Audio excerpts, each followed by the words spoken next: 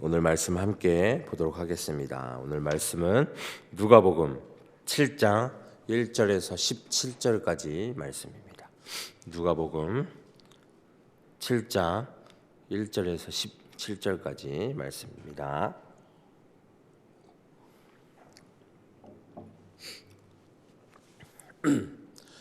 우리 다 찾으시면 한 목소리를 함께 봉독하도록 하겠습니다. 시작. 예수께서 모든 말씀을 백성에게 들려주시기를 마치신 후에 가버나움으로 들어가시니라. 어떤 백부장의 사랑하는 종이 병들어 죽게 되었더니 예수의 소문을 듣고 유대인의 장로 몇 사람을 예수께 보내어 오셔서 그 종을 구해 주시기를 청한지라. 이에 그들이 예수께 나와 간절히 구하여 이르되 이 일을 하시는 것이 이 사람에게는 합당하나이다.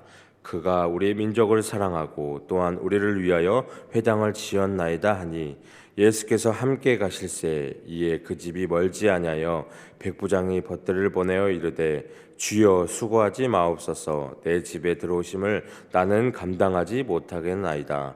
그러므로 내가 주께 나아가기도 감당하지 못할 줄을 알았나이다. 말씀만 하사 내 하인을 낫게 하소서. 나도 남의 수하에 든 사람이요 내 아래에도 병사가 있으니 이더러 가라 하면 가고 저더러 오라 하면 오고 내 정도로 이것을 하라 하면 하나이다.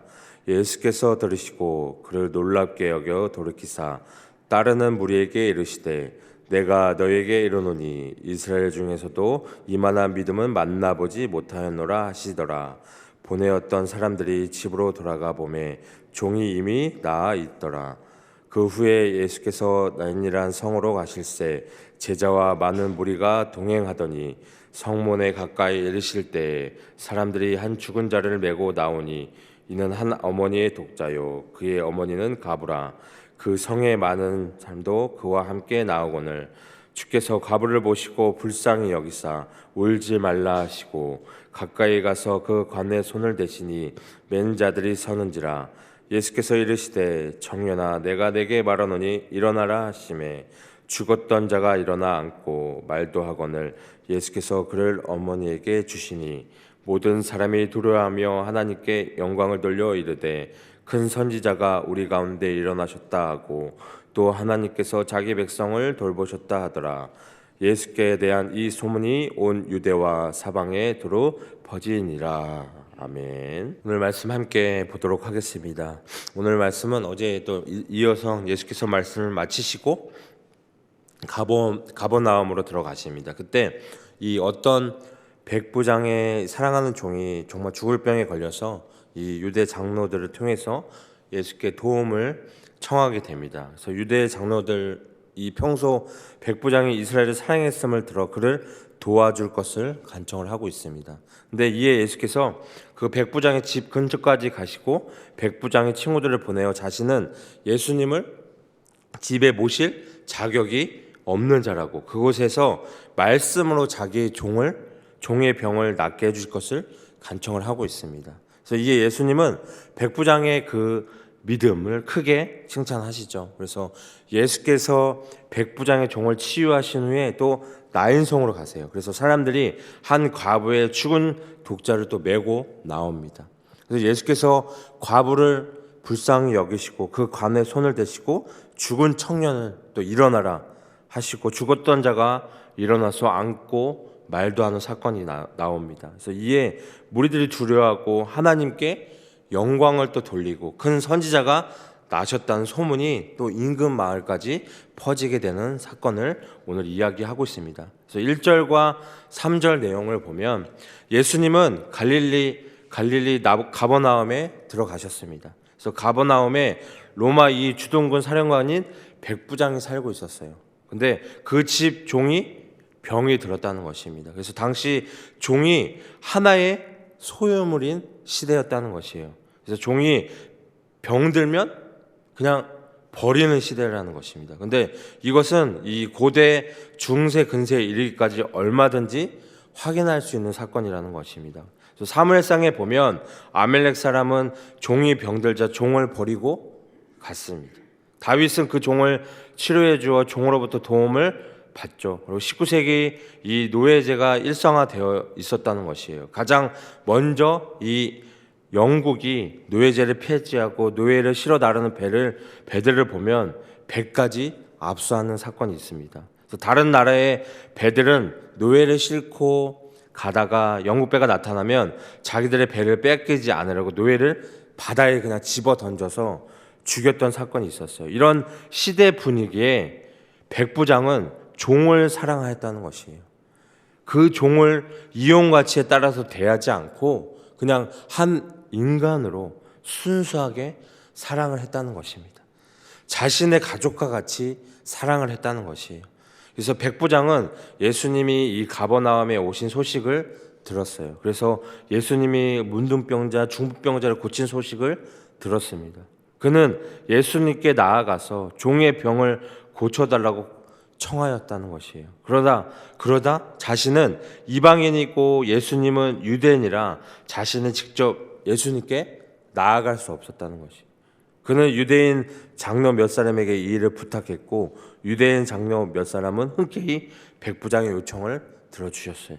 그래서 장로 몇 사람은 예수께 와서 이 백부장 종의 병을 고쳐주옵소서 간청을 했습니다. 이렇게 종을 순수하게 사랑하는 백부장의 마음이 예수님의 마음에 감동을 주었다는 것이에요.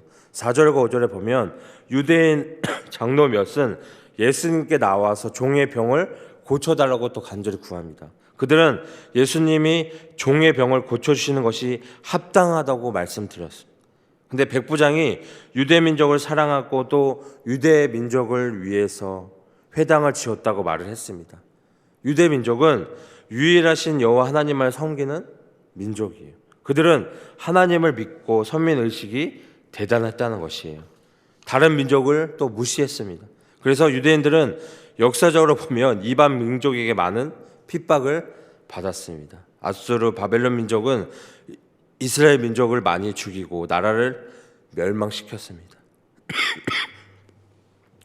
그는 또 유대인이 신앙생활을 잘하도록 이 가버나움의 회당까지 지어주었어요. 이렇게 하나님을 사랑하고 하나님을 믿는 사람들을 사랑하는 것이 가장 큰 하나님의 계명을 지키는 것이라는 것입니다. 그래서 백부장은 서로 사랑하는 예수님의 계명을 가장 잘 실천하는 사람이었다는 것이에요. 그래서 예수님은 내 계명을 지키는 자를 사랑하시고 또 그와 함께 하신다고 말씀하셨습니다. 그래서 예수님은 계명을 지키는 이 백부장을 사랑하시고 그의 기도를 들어주시고 그 하인의 병을 고치러 가셨다는 것이에요.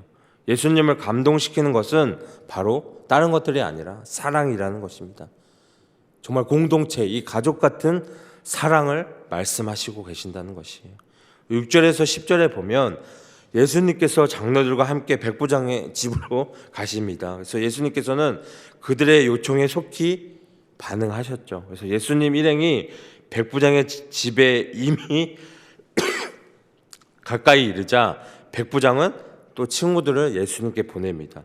그들을 통해서 백부장은 예수님께서 내 집에 들어오심을 나는 감당하지 못한다고 이야기를 하고 있습니다. 자신은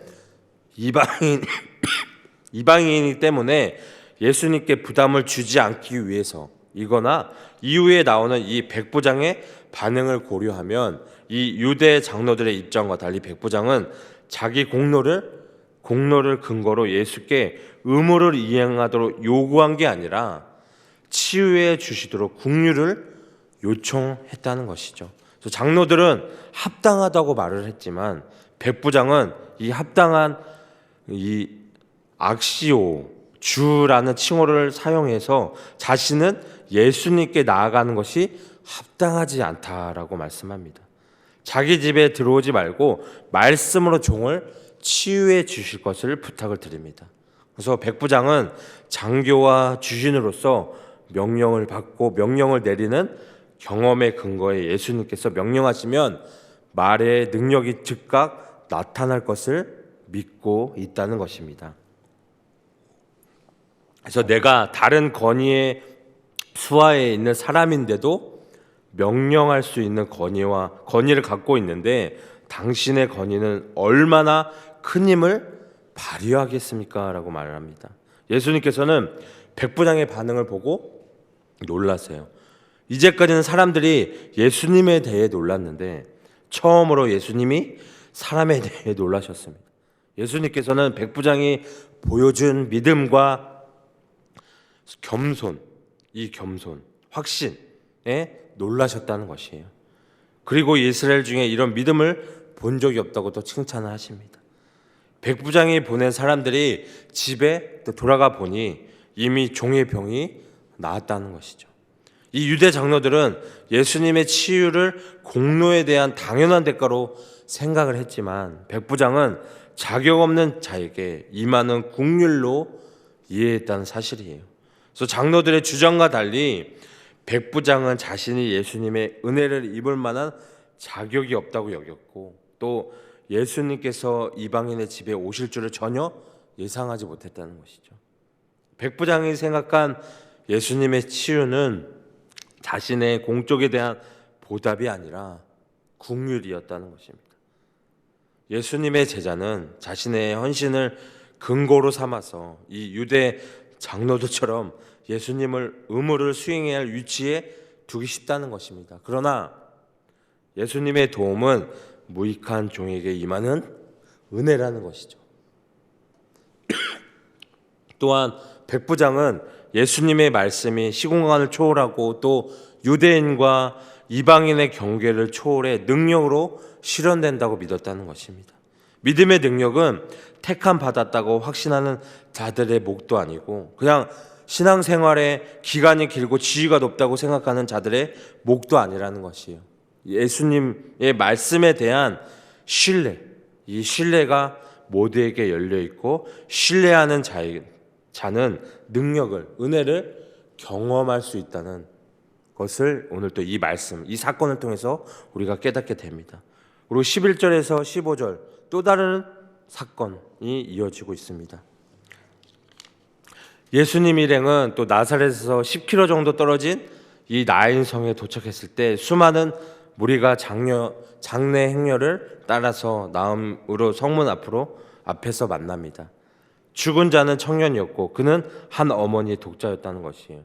이 유대 사회에서 하나밖에 없는 아들을 잃었다는 것은 자식 잃은 정상적인 슬픔을 뛰어넘습니다. 왜냐하면 남성 중심의 고대 사회에서 남편도 잃고 아들도 없는 과부는 정말 경제적 활동이 불가능할 뿐만 아니라 모든 재산의 상속에서 배제되기 때문이라는 것입니다. 과부는 이제 경제적으로 사회적으로 철저히 고립된 가장 소외된 자 중에 하나가 된다는 것이에요. 처음부터 이 독자는 그녀의 희망이었을 것이에요. 근데 예수님께서 그곳에 도착했을 때 수많은 무리가 함께 했습니다. 이때 예수님께서는 독자를 아낀 이 과부와 그녀는 과부였습니다. 그래서 이 아들이 자라서 또 어머니를 부양해야 하는데 어머니의 유일한 가족이었어요. 이 아들은 청년이고 또 결혼하지 않았을 것이에요. 성경은 인생에서 가장 큰 슬픔을 겪는 사람을 독자를 잃은 여자로 표현하고 있습니다. 독자를 잃음같이 슬퍼하며 통곡할지어다. 청년의 죽음은 안타까운 일입니다. 그러나 정말 외아들의 죽음이 있는 관이 아니라 관을 쳐다보고 따르는 어머니, 이 죽음의 고통은 남은 어머니의 것이기 때문이라는 것이에요.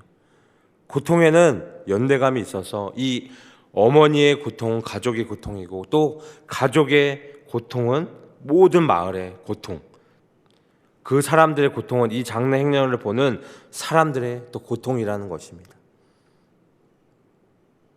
성경을 이 가르치던 예수님께서 모든 것을 중단하신 채 과부의 슬픔에 참여하십니다. 그만큼 이스라엘에서 한 사람의 고통은 그 통곡 소리를 듣는 모든 사람들의 고통이었다는 것이에요. 사람들이 할 수 있는 것은 여자와 함께 위로하는 것이었어요.